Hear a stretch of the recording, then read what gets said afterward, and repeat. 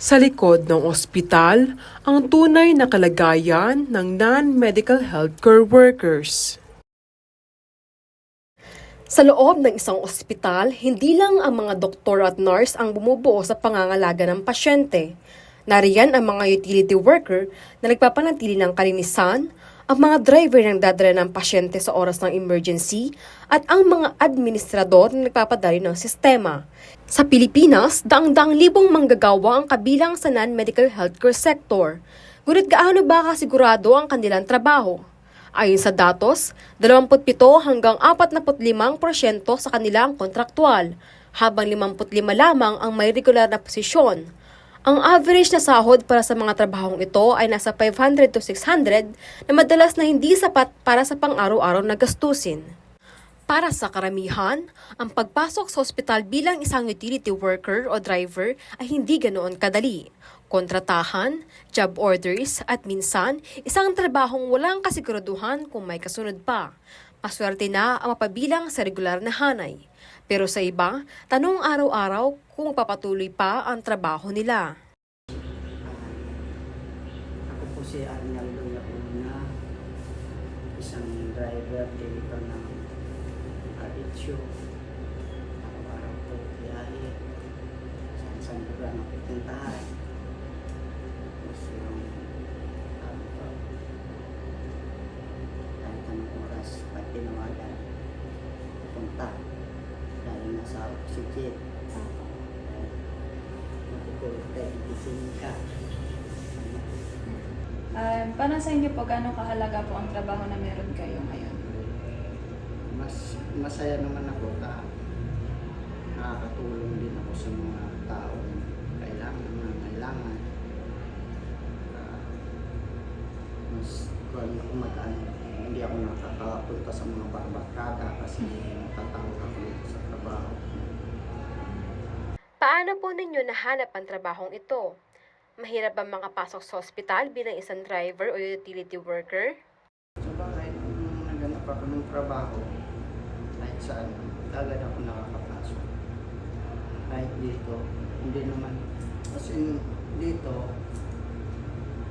nag-apply ako, pero pag-apply ko agad ako. Pasok. Ano po ang klase ng kontrata ninyo? Regular, kontraktual o project-based? Casual, tapos yung job order, matagal sa job order, tapos ngayon, na-regular na ako. Ilang taon na po ba kayo? 2016 ako na-regular. Nung nagsimula po kayo? Nung nagsimula ako dito, pumasok 2010. Tagal na rin po pala yan. Naranasan po ba ninyo na mamula ng trabaho na biglaan o hindi ma-renew ang kontrata? Sa akin kasi, hindi ko naranasan na wala akong trabaho kasi marami din nagpapadrive sa akin. Hindi ako nababakante. Sa tingin po ninyo, sapat ba ang employment security sa ganitong trabaho? Ano ang mga iniisip ninyong panganib o kawalan ng kasiguraduhan? Sa ngayon, medyo kumana rin ang sweldo namin, hindi tulad dati kasi kulang talaga. Pero sa ngayon, kung sa pagbabudget, level lang. Dati nung job order ako, naisip ko yun na kasi maliit ang sweldo nga, naisip ko mag-abroad. Alam, nagkaroon ng bakante dito, na-applyan ko. Successful naman ako. May mga pagkakataon po ba kayong hindi kayo napapansin sa promosyon o magandang oportunidad dahil sa inyong posisyon? Mayroon din. Paano po yun? Sa trabaho din, sa hindi napapansin yung trabaho, kung paano kahirap. Pero kung titignan po yung tanong ulit, nangyari na po ito dati ng job order pa lang po kayo, no? Pero eventually naging regular na rin. So, na-address naman po na nagkaroon kayo ng seguridad sa trabaho ninyo since naging regular na kayo after ng job order. Ngayon, hindi na maano siguro kasi one regular na. Regular na. Maliban lang kung pasaway ka sa CNC, siguro, saka sa trabaho mo. Pero sa ko, trabaho. Drive doon, drive dito, atid doon, atid ng mga oxygen, ano. Hindi na rin maano sa akin yung trabaho niya kasi matagal na, 2010 pa ako nag-ano niya. Pero hindi lang ang klase ng kontrata ang nagiging hadlang sa trabaho.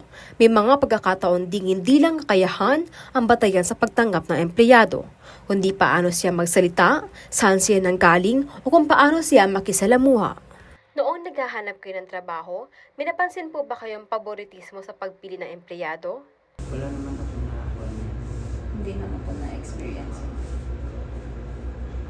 Malayo po ba yung tinitirahan niyo dito po? Malapit lang. Malapit lang. Poblasyon. Yung sa pagsasalita po, masanay po ba kayong magsalita ng Ilocano or Tagalog po? Tagalog kasi Bisaya ko sa Samar. Okay. Napadpad lang ako dito. Asawa na ako. Pero ngayon po, mas sanay na kayo mag-Tagalog kaysa sa Bisaya or Bisaya pa rin? Minsan yung Tagalog na haluan ng Ilocano, Bisaya din. Hindi na intindihan, ganun. Sa tingin po ninyo, may epekto ba ang inyong dialekto o lugar kung saan kayo galing sa pagtanggap sa inyong trabaho? Hindi yan. Kasi hindi naman po siya applicable dito. Masyado yung Ilocano, hindi ko naintindihan minsan. Sige po. Naranasan niyo na po bang hindi kayo maunawaan or maintindihan po ng iba? Meron din. Meron po. Paano po yun Kasi yung dito, ang karamihan, Ilocano, di ba? Opo. Pag magsalita ako ng Tagalog, yung Ilocano, yung minsan hindi rin sila nakakatindi. Paano niya po yun kinakaharap? Yung mga ganun? Kasi may parang kaibigan na, tapos may kaibigan na mag-explain sa akin. Sa tingin po ninyo, may diskriminasyon bang nagaganap sa pagpili ng mga non-medical hospital workers? Hindi po. Hindi ko alam kasi dito lang ako sa labas. Tinawagan lang ako sa kalaw ko. Hindi ako nakikihalbid sa mga... Nung kinuha po nila kayo bilang driver, sa tingin niyo po, may discrimination po ba yun na, or kapag naghanap po sila ng ibang workers, magdadagdag ng driver or magdadagdag ng utility worker, sa tingin niyo po ba tinitignan pa po nila yung educational attainment, kung nakapagtapos ba yung ganito, nakapagtrabaho na ba ng ganito katagal, matagal na ba yung experience sa ganitong trabaho? Di ba kasi nung nagdagdag sila, nung nag-iisa lang ako dito, nagdagdag sila ng 4. Pero wala ako dun sa sila lang ano pa. Bala hindi po alam kung... alam yung mga discrimination nila. Sige po. Ano po ang maaaring may imungkahin ninyo para magkaroon ng patas na hiring process sa ospital? Kasi sa mga ratio tsaka sa hospital, sa Diyos kasi ang trabaho namin. Ngayon kung maganda sana kung marami para maganda-kanya ng trabaho pa. Hindi yung Kumbaga, mas marami po siya ng offer. Ganun. mas maraming parang madidivide, may division na yung trabaho. Hindi na tatrabahoin ng driver yung gano'n. Halimbawa, janitor ka. Janitor ka. Driver ka. Nangyayari po ba yun dito? Sa akin no, anong job order ako? Ano pong ano niyo? Utility, driver, messenger. Lahat po yun. Order ako. Pero nalagpasan ko yung mga gano'n. 8 years ako naging job order. Sa isang mundong puno ng hierarkiya, hindi maiiwasan ang agwat. At minsan, ang agwat na iyon ay hindi lang sa sahod o posisyon, kundi sa pagtrato. Paano nga ba nila hinaharap ang gantong sistema? Ano ang pinakamahirap na bahagi ng inyong trabaho? Yung mahirap na bahagi, yung tapos na yung time out, nag-time out ka na, biglang may trabaho ulit. Kasi hindi may iwasan, driver kami, tatawagin kami. Ako na. Tapos yung isa, yung natutulog ka na sa bahay, gabi-hapin gabi, tawagan ka pa. Ako, mahirap mo naman tanggihan, nandiyan ka sa emergency. Naranasan mo ba na makaramdam ng hindi pantay na pagtrato mula sa ibang hospital staff? Nurses po dito. Wala na. At sila ay mapabait sila. Sa inyong palagay, patas ba ang benepisyo at proteksyon na tatanggap ninyo kumpara sa ibang empleyado? Meron din kasi kami, yung sasabi ko lang, driver lang kami sa LGU. Hindi naman kami national. National kasi mayroon silang tinatawag na benefits na chardos, may subsistence. Kami, driver kami na regular doon lang sa LGU. So wala kami natatanggap nang galing doon sa national. Kung ano lang sinabi ni Mayor na mayroon kaming konting allowance, Yun pa yung mga incentives galing kay Mayor. Galing na kayo. Mabuti ang Mayor namin ngayon dahil mabait sa amin. Ano ang tingin ninyo sa pagtingin ng lipunan sa trabaho ninyo? Sila na mahusga paano. Kasi hindi ko mahusgahan sila. Ang pagtulong ko sa kanila, solido. May Sila, sige po. sila nang bahala. Ano ang gusto ninyong baguhin sa inyong trabaho para mas mapabuti ang kondisyon po ninyo? Sana hindi na matuloy-tuloy itong trabaho ko na araw at gabi. Sana may oras na tayo. Kasi ito, first municipality na ito. Kapatid naman yun. Kung ang bawa, 8 oras ang pinaka sa taas. Ganun na tayo. Ngayon, David pati gabi. Wala na ang bayan ng gabi. Dire-diretso. Ngunit sa kabila ng lahat ng ito, paano nga ba tinitingnan ng mismong administrasyon ang job security ng kanilang mga empleyado? May nakikita ba silang solusyon sa mga isyong ito? Ano po ang pananaw ninyo sa job stability ng mga non-medical hospital workers tulad ng utility staff at drivers? Kasi naman, sa ganyan sitwasyon, tulad sa atin, napag-tsatsagaan din. Sa taas na lang tayo nasa. Kahit ganyan hirap ka, kahit puyat ka, kahit pagod ka, bahala na siya ako Diyos. Ano po bang i-introduce yung sarili niya po? Tsaka yung brief description lang po kung ano po yung work niya dito sa RH. Ako si Cecil Maylich Lupulan. Ako ang Rural Sanitation Inspector. At the same time, the Municipal Nutrition Action Officer Designate. Since nalipat ako dito sa RHU, ako yung yun nga sabi nila kanina, ako yung tumatrabaho ng mga karamihan sa mga administrative works. For example, yung mga sa mga payroll, sa mga mga kapapilan, mga vouchers. Ano po ang pananaw ninyo sa job stability ng mga non-medical hospital workers tulad ng utility staff at drivers? For yung sa utility staff, yun lang, sad to say na ano pa lang sila, job order pa rin sila. Pero hindi sila nakaka-cut off. Kasi di ba pag job order, parang meron silang 3 months, meron sana. Pero sa LGU Balungaw, hindi naman nakaka-cut off. Basta maganda ang performance. For the drivers, lahat po ng drivers natin is permanent positions na sila, regular employees na sila, pero they are not under the municipal health office. They are under the mayor's office. So they are not entitled with the hazard pay.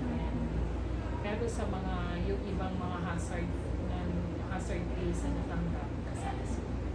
Ano ang employment status ng karamihan sa kanila? Marami ba ang contractual o project-based? Kung lahat ng employees dito sa municipal office, sa RHU, marami na rin ang regular employees. Tapos meron din tayong mga contractual COS, contract of service, yung 2 doctors, 2 nurses, 1 pharmacist. Tapos mga drivers, regular employee na sila. Utility talagang job order. Ano ang mga hakbang na ginawa ng ospital upang tiyakin na may job security sila? Yung sa job security, every time na nagkakaroon ng local health board meeting, yung local health board meeting kasi andyan na spearheaded by the municipal mayor, the local chief executive, tapos kasama ang ating municipal health officer, ang doktor, ang DMO, So yung mga district management officer na galing ng DOH, tapos sectors from different offices, and SB on health, yung counselor on health, yung mga nandun. So during the meeting, parang sinasuggest na sana nga, at saka pati si budget officer, kasi napaka-importante ni budget officer when it comes to yung job security. Sila yung parang sinasuggest every time na may meeting, sinasuggest yung sana magkaroon ng item for utility. Kasi nga, di ba, dapat talaga merong permanent position para dito sa RHU. May mga ulat ba ng diskriminasyon sa hiring o promotions para sa gantong klaseng trabaho? So far, wala. Ano po sa tingin ninyo ang mga dapat pang pagbutihin para masigurado ang patas at maayos na employment para sa kanila?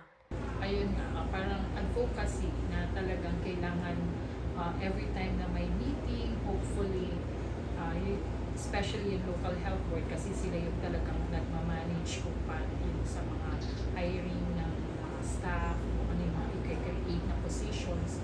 Yun ang sana matugunan at mabigyan sila ng pansin, kasi talagang ang especially ang utility workers is exposed sa hazard work, diba? Kaya yun ang talagang parang ang may is talagang isali sila sa lahat ng mga, especially mga incentives, isali sila para hindi sila umalis, diba? Sa bawat sulok ng ating mga healthcare unit, may mga tahimik na nag-aalaga, naglilinis at nagbabantay.